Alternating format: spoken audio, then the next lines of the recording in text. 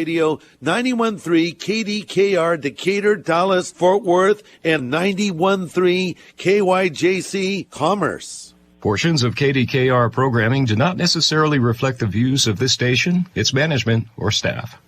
Prudent Money with Bob Brooks is sponsored by the Prudent Money Foundation on 91.3. Well, finally, student loan closure. Today we're going to take a look. Stay tuned for Prudent Money.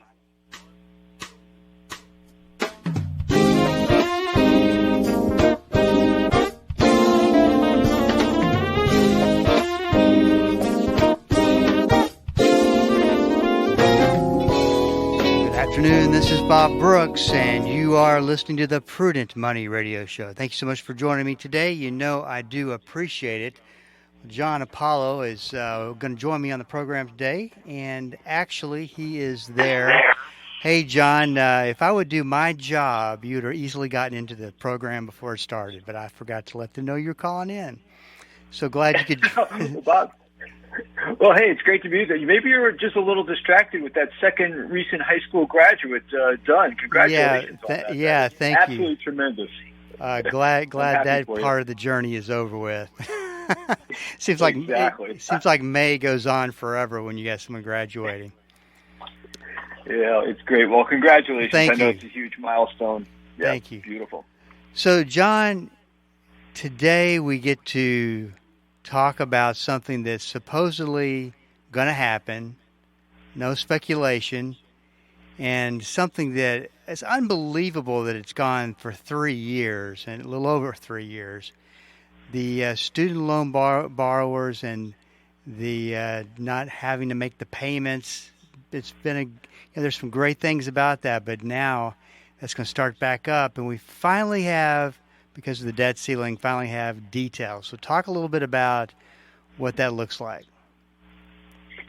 Yeah, Bob, this is absolutely maybe a world record for the longest-running political football being tossed around. You know, we started talking about this in 2016, and as you said, we've talked about it almost every show since then. And where it stands exactly at this moment is that the Supreme Court is expected in the next 3 weeks or a month, because they're supposed to be out of session no later than the early part of July, so that first week in July. So many people believe that we're going to see a decision in the next several weeks about whether or not the Biden plan is a good one or not. So there's arguments a little while back, and they're going to make a decision on that. But that has not stopped the political hijinks from continuing. So as we all know, we came a little too close, but politically, you know, they thought they had it all covered by a country mile, but we came close on that debt ceiling. And part of that negotiation, incredibly, was something around the student loan forgiveness. So you have the sort of a left-wing progressive Democrats who want full loan forgiveness, and then you have the right-wing, now what they're calling themselves the ultra-conservative Republicans who want zero forgiveness. So this became part of the negotiation over the debt ceiling. What they decided was that no more kicking the can down the road. You know, the Biden administration, when they came out in 2020, March of 2020, had a temporary pause, they called it, on student loan payments. It was going to be 3 months and then 6 months, and then, as you say, you know, here we are 37 or 8 months later, and there's still a pause. So what the deal was around the whole debt ceiling was that we're not going to let this go. Starting September 1, whatever happens with the Supreme Court decision, we want students to start repaying their loans starting September 1. So that can was probably kicked about as far as it can be kicked, and now the music is going to stop. And unless something else extraordinary happens, starting September 1, we're going to expect students to start trying to make payments on their loans again. So this made no sense to me, because they went through that entire negotiation, and it was pretty quiet, unlike debt ceiling arguments in the past. But it was very quiet, and then they released this statement that now we're going to make student loan borrowers start paying their loans back. And I thought to myself, what does that have to do with the debt ceiling? That's just, and that's the best press they could come up with at the time. And it got me to thinking, do you think that they wanted it to start back up again because so they could, in a sense, double count for the revenue that produces? Yeah, that's interesting, Bob. I don't know, and the reason I don't know is that you and I had the exact same reaction. And then the other part, which I thought was pretty incredible, they announced that the president and the Speaker of the House had this deal, and then it took them 3 or 4 days to actually tell anybody what the deal was, and then this sort of like trickled out, and so I don't know like how the accounting for any of this goes. And the government accounting through the General Accounting Office and the Congressional Budget Office, they have basically dueling accounting systems. So every time they have a proposal, the CBO weighs in with an estimate, and then the other group weighs in with an estimate, and it's all fuzzy accounting. So I don't know the details of how they think they accounted for this.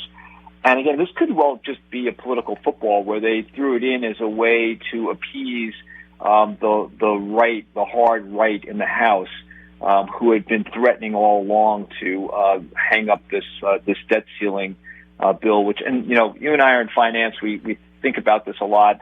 Having a default on the U.S. government obligations would have been a disaster. So I think everybody, in the end of the day, recognized that, but doesn't mean they didn't hold out hostages to try to find a way to get what they wanted out of this bill. And apparently for some people, the student loan thing became the thing that they wanted, which I found quite extraordinary.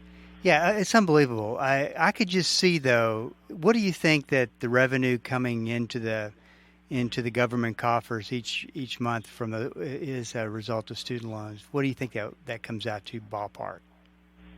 I had a number, and I don't remember it off the top of my head, but I want to say that it was like in the billions of dollars a month, because when they were talking about kicking this can, because nobody's, by the way, Bob, talked about how much the student loan pauses cost us.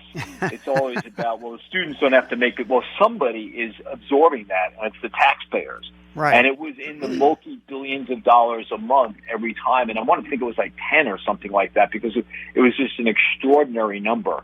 And the reason I think it was about that number is that when they originally scored, remember I talked about the CBO and the GAO, when they originally scored the president's student loan forgiveness program, that $10,000 for all those kids who are making under 125. When they scored that, they said it was going to be about $400 billion in total debt forgiveness.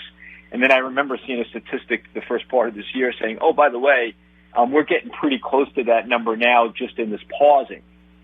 So one of the interesting things that's come out in the last week or two, and I've been reading this pretty carefully, is that they're saying, you know what, even if the president loses on this $10,000 debt forgiveness, he's pretty much already given that much or more away through the pause or through some of these other loan forgiveness programs that are out there. Yeah, there was an article that came out and said that I think $66 billion has been, with 2 million borrowers, has been canceled out, and $42 billion in debt was canceled for public servants. Do you know much about that program? Yeah, this is a program called the Public Service Loan Forgiveness Program. There's a ton of press on this several years ago, because what it says is, after basically if you make 10 years of on-time payments and you work for government entities or not-for-profits like hospitals or some of this, you're eligible for loan forgiveness for the rest of the time, whatever's left after 10 years. And so the idea when they launched the program 11 or so years ago was that a whole bunch of people will qualify.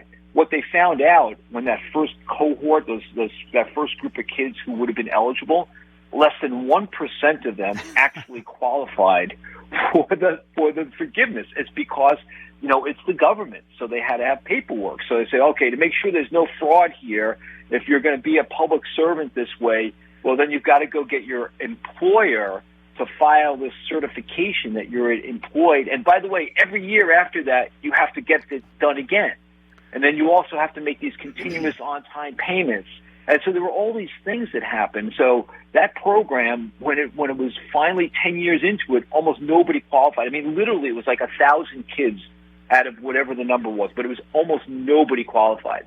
So then they circled back and said, okay, we kind of messed that up. We have to find a way to make it easier. So in the last 2 years or whatever the time period was, they figured out ways to make it a little bit easier. So at the end of the day now, they've been able to have $42 billion forgiven for public service loan forgiveness. So that's a really big program. And by the way, they continue to loosen some of those restrictions. And some, the skeptics are saying, yeah, well, again, this is the president's backdoor way of basically forgiving all these loans. He's just going to open the floodgates and make it really easy to have the loans forgiven. Well, so it's, again, another political football. It's really interesting how much power he has to change these things, and nobody has to approve it. I mean, I do remember this one. Talk a little bit about the borrowers who went through fraud. I think that was like $13 billion.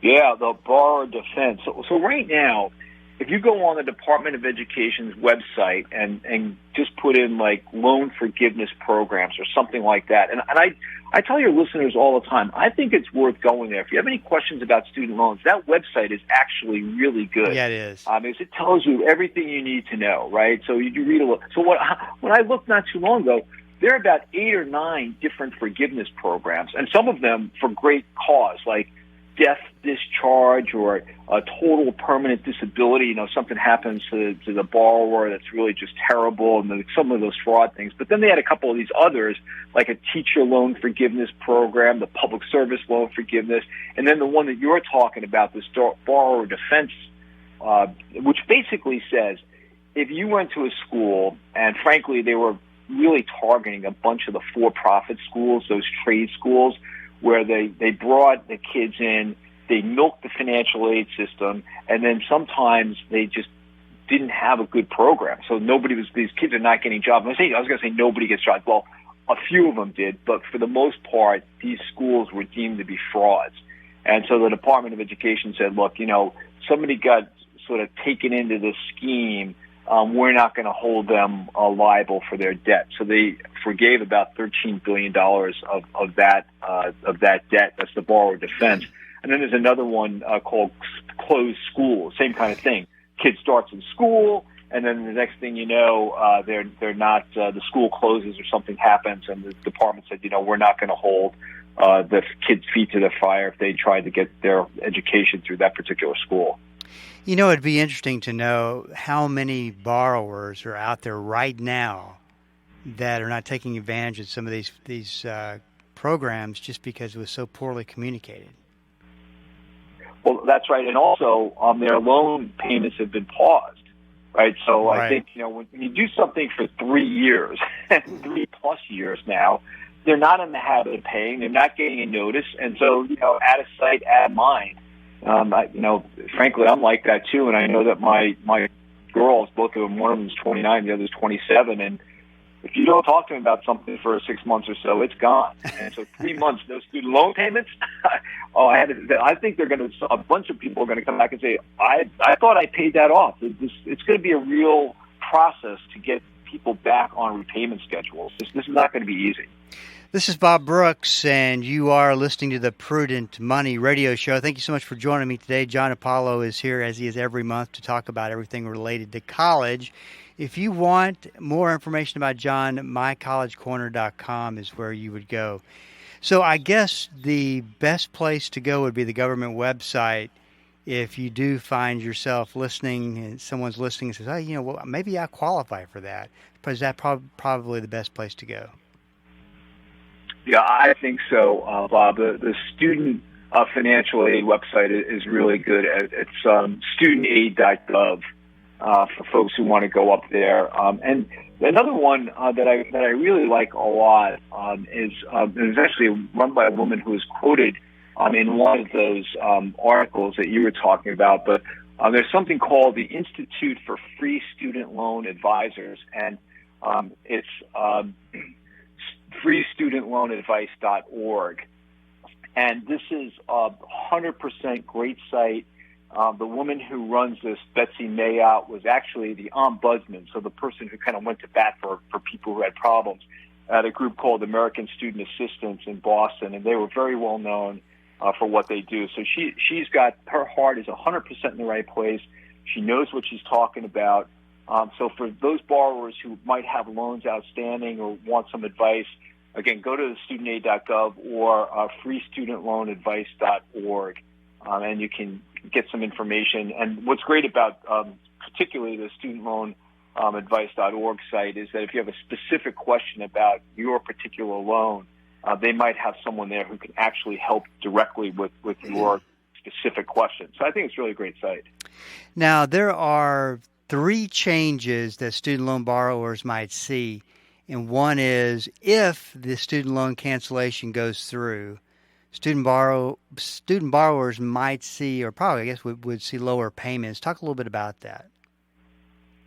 Yeah, what's going to happen apparently is they're going to go back and make an adjustment. So if you're, again, you have to have a salary under the income requirement. So for single filers, those single, like basically someone who's not married, if you're making less than $125,000 a year, you'd be eligible for up to $20,000. And the way that's done, again, a little devil in the detail here, but $10,000 for all borrowers. And if the student was basically in the lower income when they were in school and they got a Pell Grant, that's generally, helpful to the kids who have the lowest incomes. If you were eligible for a Pell Grant, you would also then be eligible for an additional $10,000 of relief under the forgiveness program. So if you're making less than $125,000 and you had a Pell Grant, you could get up to $20,000. Let's say your loan, though, was $30,000. So they'll forgive $20,000, which means you still have $10,000 to go, and then they'll put you on to another payment program with a significantly reduced payment amount. And there's also 2 or 3 things that have changed. The second one was they adopted a new income-driven repayment option. Talk a little bit about that and what has changed. Yeah, this is really interesting, Bob. As we've talked about over time, one of the benefits of federal student loans as opposed to private loans by a bank, but one of the benefits to the federal program is that the government gets to make the rules. And so what that means in reality is when they started seeing folks having problems making these payments, they came up with 4 or 5 or 6 or 7 different kinds of repayment programs to try to ease the burden. But the one that you're talking about is called the pay-as-you-earn program. And what that basically means is that they'll take a look at what your outstanding loan amount is, and then they'll say, you know what, you only need to pay 10% of your discretionary income. And they have a formula for determining what your discretionary income is. But what President Biden is trying to do is 2 things. One, he says, I really want to make it even easier for students. So instead of 10% of your discretionary income, I want it to be 5% of your income. And the way both of these, this is called the revised pay-as-you-earn program. The other part of this, which is really important, is that when you get to that mark where you have that lower payment amount, that almost always means there's going to be something left over that will need to be forgiven. And so he's also really made it much easier to have a lower payment and then also have more forgiven on the back end. And right now, these final ideas about how to help students with this revised program is still subject to some change. So again, there's some disclosure on this on studentaid.gov.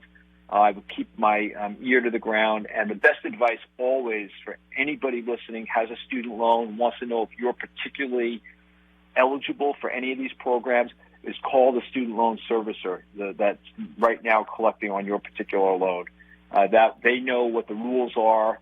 They may be a little fuzzy sometimes about actually when the new rules are going to go into effect, and that's only because the Department of Education hasn't yet told them. So, again, go to the servicer and try to make sure you understand your options.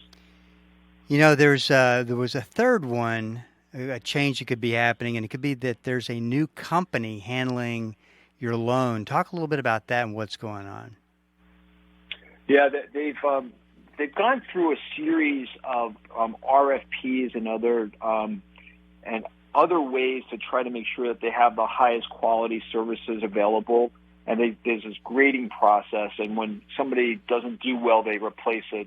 They replace with a new one. So this new company will come on and either replace or take accounts from some of the others. But what it shouldn't, and I'll say this, Bob, I'm not very familiar with how the new company is going to handle all this, other than to say the government has very strict guidelines, no matter who the servicer is. They want to make sure, to the extent they can, that a borrower, no matter where you live, no matter who you are, you're going to get the same treatment no matter which of their government-sponsored servicers or government-paid servicers is actually handling that loan. So it shouldn't be that somebody who's with a new company is going to get better treatment than somebody with one of the existing servicers. So, it's just part of that sort of natural process of saying who's doing well. If they're not doing well, we're going to take loans away from them. Or in some cases, some of the student loan services have gone the other way and went to the Department of Education and said, you know what, your regulations are so strict, your payment terms are not what we would commercially see. It's less than what we want to see. You're always changing the rules. We're going to opt out of this. We just really don't want to be involved with the program anymore. So we've seen some of that a little bit as well. One of the companies in Pennsylvania did that about 2 years ago. So just got a couple of minutes left. Talk a little bit about your opinion. Do you think this will be a successful start back up again, or do you think it's a good chance it's going to be riddled with problems? Oh, boy, Bob, every once in a while you ask me like a softball layup kind of question. And the only reason I think this one's a softball layup is that anytime the government's involved, there's going to be issues. And everything we've been talking about is nothing but they try to – and so here's the problem that I have, honestly. They try to solve a problem, sometimes with good intentions, sometimes who knows what the intention is. But even when they try with good intentions, it's a mess. So I want to be optimistic and say there will be no trouble, but I can almost guarantee you that things will come up, and we're just going to have to work through the process. And, I only can joke about it because otherwise it's just too sad. So all those families out there that are dealing with this in real time, again, I think the best advice for everybody is try to understand what's happening, call the student loan service if you have any questions. That's the best you can do. Yeah, the problem is it's just gotten so complicated. What was tough to communicate at the beginning has gotten way tougher to communicate right now. And now with the start back of this, the borrowing and all that type of thing, it's going to be interesting to see. John's website, once again, is mycollegecorner.com. And go check it out. There's a lot of great information there. John, listen, I got to tell you that I seriously got 2 boys through high school and into college because of listening to you for years. And so you're a real blessing, and so glad that I've had this opportunity to talk with you as long as we have, and just wanted to let you know that. Well, Bob, I really appreciate that. I've always enjoyed talking with you. Right from the first time we did a show when my book came out in 2016, we kind of hit it off, and I look forward to this every month, and I look forward to continuing to do it, and wish you and your family well, and all the best for your listeners also. You as well, John. Take care. This is Bob Brooks, and you are listening to the Prudent Money Radio Show. Thank you so much for joining me today. You know I do appreciate it. Yeah, I love that. What could go wrong? The government's running the program. I just can't imagine, especially with the changes, and what a time to be making potential changes when you're going to start this program back up after 3 years. So we just do hope it goes okay. This is Bob Brooks. If you got a question for me, please go to the website at prudentmoney.com and send it in, because we are all out of time. Till we do meet again next time, keep the faith and have a great rest of the day.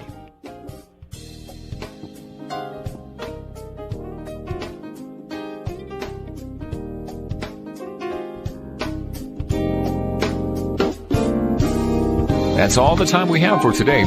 Questions or comments for Bob, or to find out more great information like what you've just heard, visit www.prudentmoney.com. Be sure to join Bob Brooks again for the next edition of Prudent Money.